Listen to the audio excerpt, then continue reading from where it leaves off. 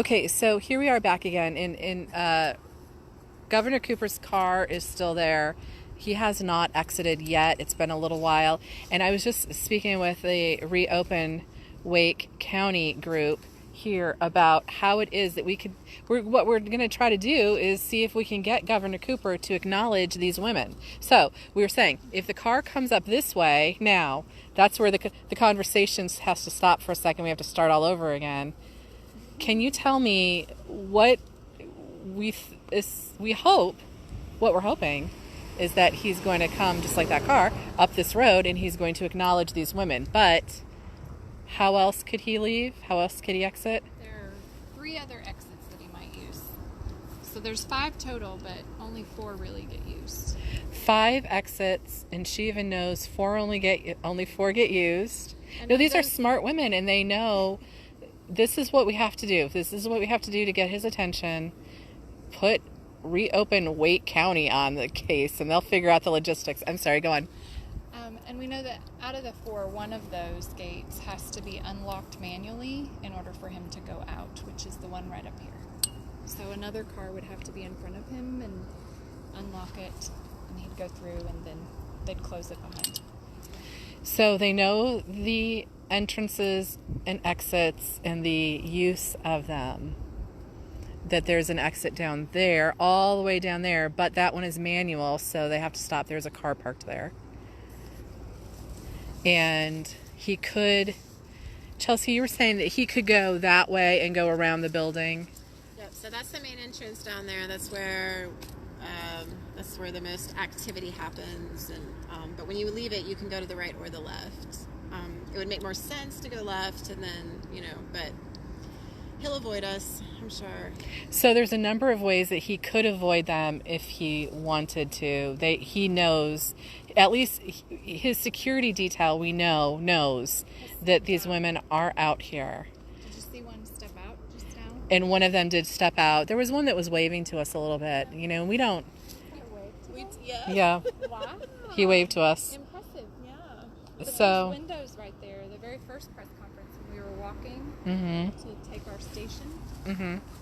Those windows right there, we actually think we saw him. Yeah, Because I he know that story. pulled out his phone and. Because the press conference happens on this end of the building. So. Now, Lana had come in a little bit later because she was over at the legislative building, and she actually had spoke during the public comment time. This is one of the administrators of the Facebook page for ReOpen Wake County. We have the Facebook page. Is there any other place where people could get a hold of you? Yes, so we also have the website that was created to empower citizens to connect with their elected officials. It's open-nc.us.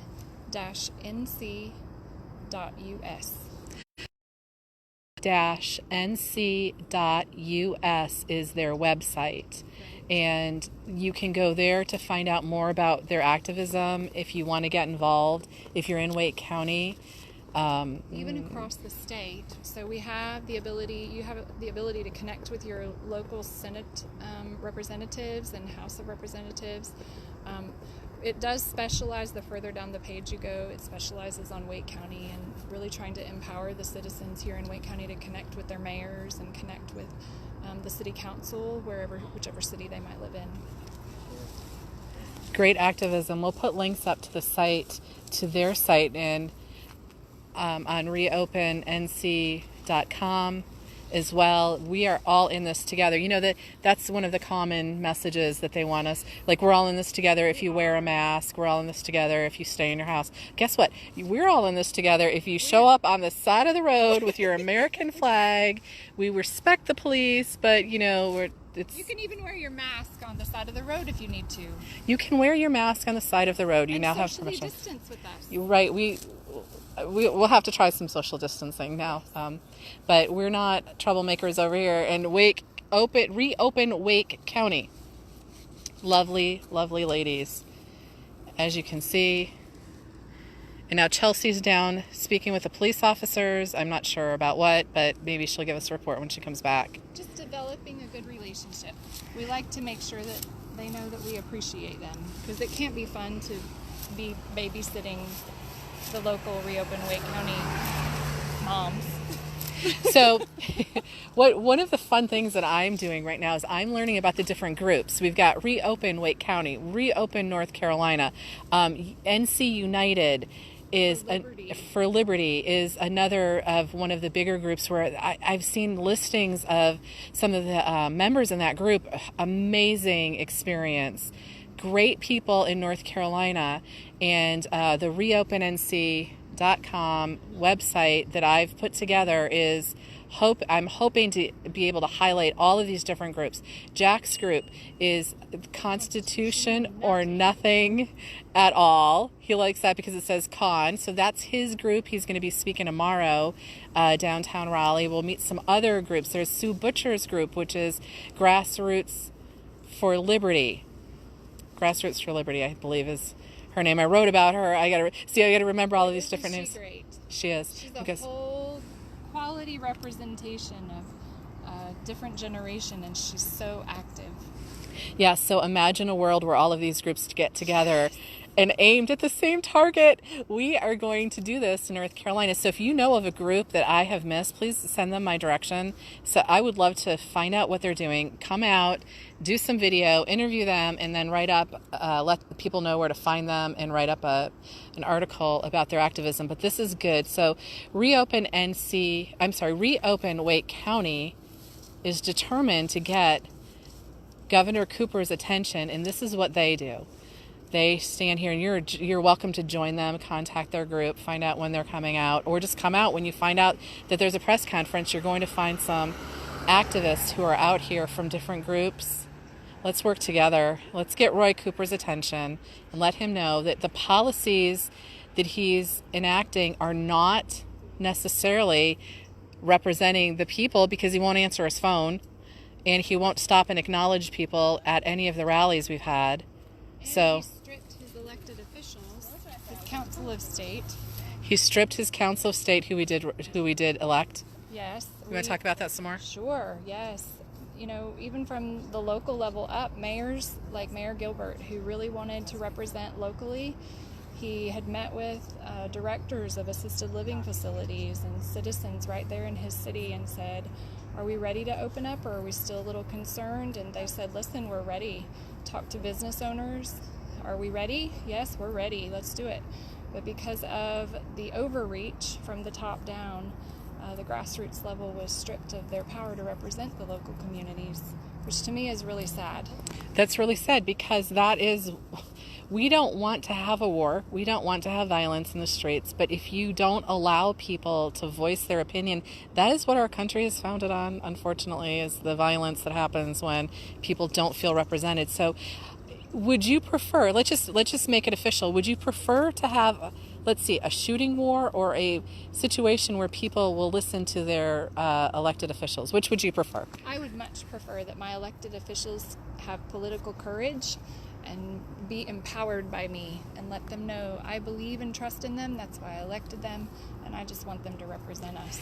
I love that. She wants them to have political courage and to know that she believes in them. This is an incredible activist and group here, and that's what they want to say. There's no reason why Roy Cooper should even be afraid of you. He should invite you to his office and say, would you like to have some coffee at the governor's mansion, and come in and tell me what's going on.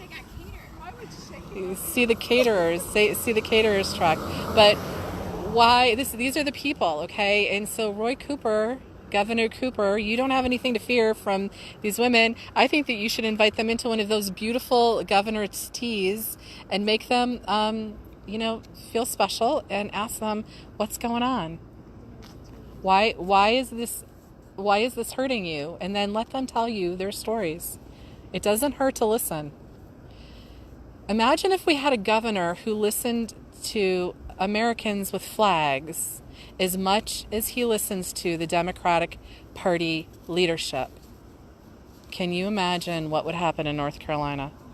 It might cut into his out-of-state traveling schedule. It might cut into his out-of-state traveling schedule, she said. His travel budget.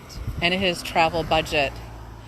there's a little bit, well, we're women and we like to run a tight ship as far as like being frugal and,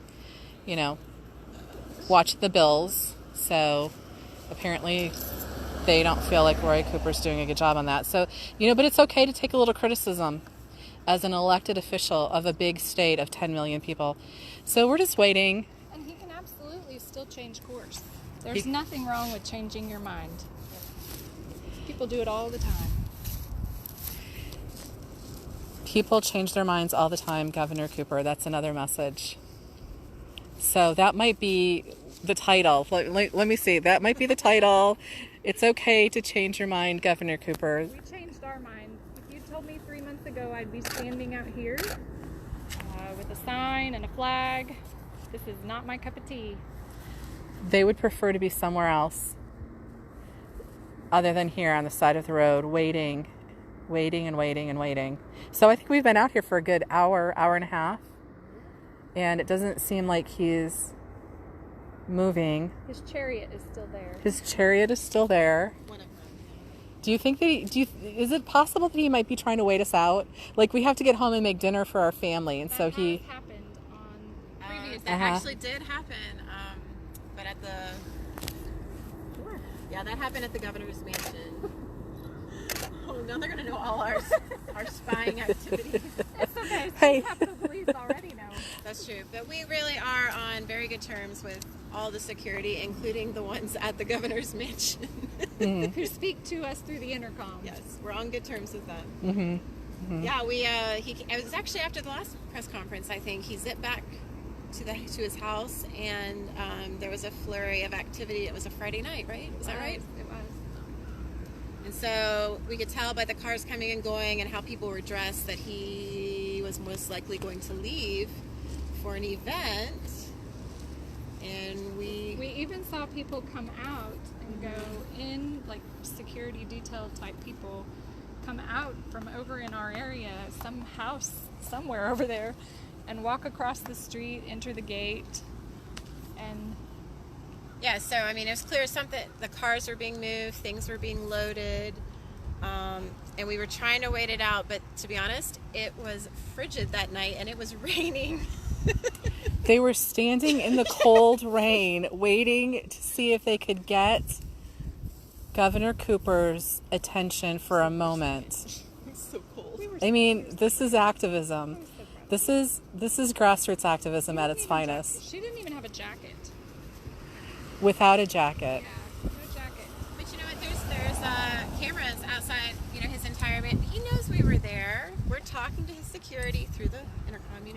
He knows we're there. And I mean, I was standing there. Lena's with her flag and our sign. We looked. Your daughter was there. Yep. We were standing on the right side of the street, as in not the same side as the Right. mansion, and smiling and waving. And every time somebody walked out, I'm smiling and waving. And How many times have you ladies done activism to get Roy Cooper's attention?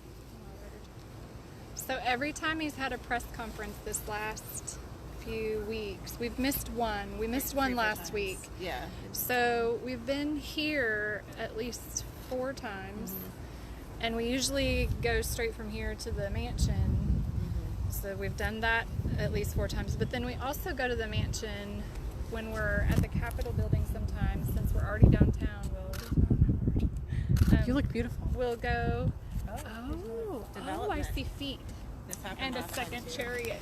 Now, there's another car that's pulling up and stopping in front of, and there are feet coming, and someone came out of the building and got into the first SUV. Someone's going around to the other side.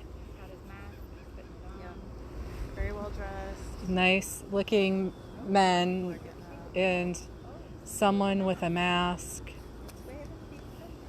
in casual clothing has come out of the car. I'm going to see if I can cross the road to go a little bit closer, get a little bit of a better look. But there is a little bit of movement, and somebody looked back at us like we're so menacing. Someone did look back at us. They're parked in front of the door, so we can't really see what's going on. And they did look to see that we're here. They know, the security detail definitely knows that we're here. The police know that we're here. That was the end of the excitement. Someone got out and went inside. Who do you think that was? Do you have any ideas who might have gone in and why? I don't know. That's a good question. Especially being dressed that casually. I don't know. A point of data to figure out later, because I think that these ladies are going to figure it out. Roy Cooper, you should, if it were me, if I was his campaign person, what I would say is stop and say hello with the ladies, get a photo with them and tell them, I'm very interested in why you're concerned. Here's a time to come and speak with me. Wow. What would happen if he did that? I mean, what sort of danger? I can barely hear. This woman is so soft-spoken. I have to take the microphone right up underneath her. What is to fear here? And these are people who are concerned about their families. You heard Chelsea earlier talk about her dad. And the people that she's concerned about, friends and family who have small businesses. Jack was here earlier. Jack has spoken about how this shutdown has affected him. You know, he said he poured blood, sweat, and tears into his business. And it's not for us to decide how big it is, how important it is, how valuable it is to someone else. It's his American dream. And if we don't protect the American dream, for all people, we don't know if Jax is a Democrat, an independent, a Republican, doesn't even vote. We don't know. We didn't even ask. And it doesn't really matter. Because when you're talking about the Constitution, it doesn't matter. It doesn't matter unaffiliated, right. Affiliated.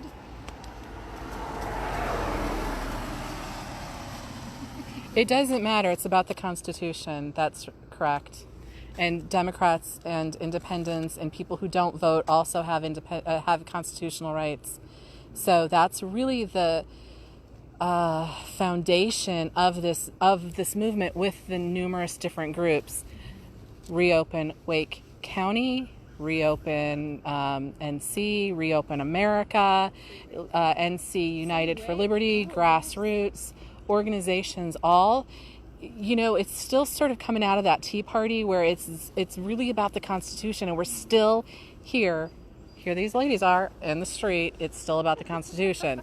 And now we're taking it to the state level, trying to get Roy Cooper's attention. And we've been here for a long time. They've been here. They were telling me they've stood in the rain, in the cold, and studied so that logistically they can get themselves in the right place. We're becoming really good friends. You cover a lot of subjects when you're waiting on a governor. What's the longest amount of time you've spent waiting for him? Probably that day at the mansion. Yeah. So we were here, and then we went to the mansion. That was probably 3 hours. Yeah, because we started out on the sidewalk, not the same sidewalk as the mansion, but across the street, and because we like to every once in a while just stand there with our signs and get a few. Check his balconies for people. You know. Check the windows to see if they're open or closed. Mm-hmm. But also just to give security. I mean, we were there, I don't even know, we were there like an hour probably after, just to give his security, like, hey, we're here, we're friendly, we're going to stay here, we're not here to come in and cause trouble and leave. And then after that, people were leaving, and Lana and I just kind of covered 2 of the 4 exits. And that's when the rain really picked up and the wind. I think there had to have been a wind advisory that night. My sign was just going everywhere. They were holding on to their signs in the wind and the rain. I wish I would have been there to get that photo. Because that would be like Pulitzer Prize winning. Or it would just tell a really good story. Like, how determined are you to just have a little discussion with the governor? Because, I mean, I truly think, I know for me, the more I talk their level, tell me your story, tell me your background and what you're going through. Like, I don't care about labels. Like we talked, it doesn't matter who you're affiliated with. Like, just tell me what you're going through. You really understand people a lot better. So when you're not categorizing people or drawing conclusions, but you just have a conversation with them, I mean, it's life-changing. Well, in our founding fathers, I think this has really reminded me, even with Chelsea and Rachel and I, we're very different in the way we parent. But again, we have things that we share, values that we share that are in common in that. And the number one thing is we really want our children to get to experience the freedom that we grew up with. And if we don't stand today, we really see that that's going to be at risk. And so our founding fathers came from a variety of backgrounds and affiliations. And some of them, had scriptural belief and foundation. Some of them did not. And if they could hammer things out and come up with that brilliant document for us to live off of for all these hundreds of years, then surely we can figure this out and retain the value of that document and get back to focusing on how do we trust each other and how do we stay free. Because my husband grew up during the Cultural Revolution. He was born in 1968, and both of his parents were white-collar workers, a nurse and a police officer.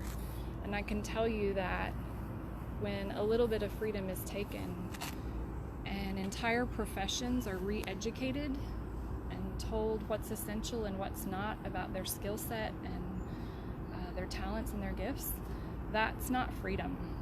That's regulation, and that's control, and that's power. And there's an entire white-collar workers, even healthcare workers. Why do we have healthcare workers on unpaid furlough when we're in a healthcare crisis? That doesn't make sense to me. That's a good question for Governor Cooper, and that's a legitimate question that he should be answering. So I think our founding fathers were really smart, and surely we can raise our intellectual ability and figure this out and help people feel safe. I mean, we've got to be able to trust one another, because that's one thing that you see when you're in a country that has been oppressed. Their ability to trust even their own family members becomes damaged, not just short term but long term, where they're afraid that literally during the Cultural Revolution, people were afraid that their family members were going to turn them in. Now, you said your husband grew up in a Cultural Revolution. Can you say where? In Asia. In Asia. Okay. So that's somebody who really has a point of view that's different from ours here in America. 1968 in Asia, Cultural Revolution. So, wow. But here we are. They're still here. We are waiting We're still here. for Governor Cooper to exit into one of those cars, we think. Maybe one's for Mandy and maybe one for him. Now, the car that's down there at the end is still there. This car that showed up a little while ago showed up kind of out of the blue. Maybe he called in some food because he feels like he's going to stay there all night long or something to avoid these dangerous looking marauders, these lovely ladies here. And not that ladies can't be dangerous marauders, but I'm not sure they look like they're ready to do anybody any harm. He has a full security detail. I'm thinking he's pretty safe. We are just watching and hearing some great wisdom. But what I think is interesting is, sure, we only have 3 people here on the side of the road. Did you hear that wisdom? Did you hear that concern? And that's based on legitimate concerns, legitimate fear, and legitimate logic. There's no reason why Governor Cooper should be afraid to talk to them. He should really be ashamed of himself if he can't talk to these very level-headed women who just want to convey how very concerned they are and ask a couple of questions that he's not addressing at the press conferences. By the way, we pay for those press conferences. We pay for these police. We pay for that security detail. But we don't get to ask any questions, and he doesn't answer his phone, for me anyway, to ask any. I can't get any information as a citizen journalist. Again, only the big media, which, by the way, there's an article up on my site at reopennc.com, and I'm asking the question based on a news report that Governor Cooper is getting information from researchers and state officials. But how do I investigate who those people are if the news organization that printed that doesn't give me a link to ask a question? Even though I figured out one that was a link for typos, you can go and see that article and see that I said, hey, who are the people who are making these recommendations to our governor? And if they're so powerful, shouldn't we know who they are? That's, we the people kind of stuff, constitutional. We have a constitutional right. The UPS guys going back and forth. We have constitutional rights, and one of them is that we get to address our government and ask them questions. Well, unfortunately, we're seeing a lot of slights to our civil liberties during this quote-unquote pandemic period of time. We still don't know what Governor Cooper was saying in that press conference today, but we think that it has something to do with face masks, and it has something to do with going into phase 2 of the ReOpen. We're going to have to find out later when we get home. A couple of cars, some more people are leaving. They are getting waves and honks. I think only a few people have passed out of that building today who have not waved, at least, or honked. I think I'm going to end it at this point for a little bit and come back in when we see some activity. We can figure out what's going on with Governor Cooper.